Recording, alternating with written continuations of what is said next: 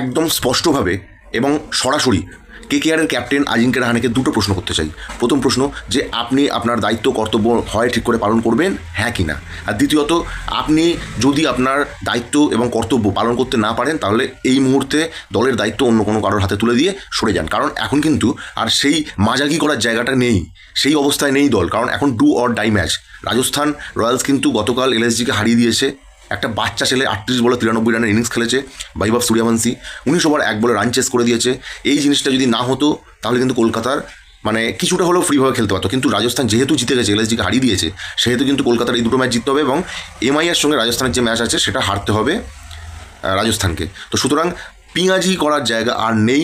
কলকাতার কিন্তু এখন ডু অর ডাই সিচুয়েশনে চলে এসেছে। আমরা জানি হয়তো অন্য টিমের দিকে তাকিয়ে থাকতে হবে, এটা যেমন সত্যি কথা, ঠিক তেমন আমাদের কাজটা কিন্তু আমাদের ঠিকভাবে করতে হবে।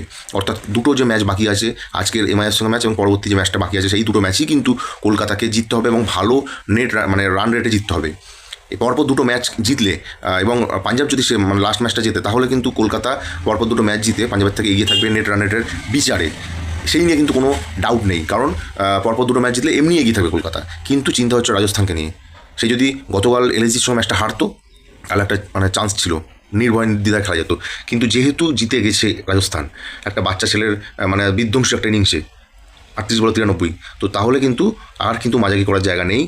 আজিঙ্ক্য রাহানে বিশেষ করে আপনাকে বলছি, স্যার আপনি নয় ভালো করে আপনার দায়িত্ব মানে পালন করুন, দায়িত্ব কর্তব্য, আর নয়তো আপনি রিজাইন দিয়ে দিন। দুটো অপশান আছে আপনার কাছে।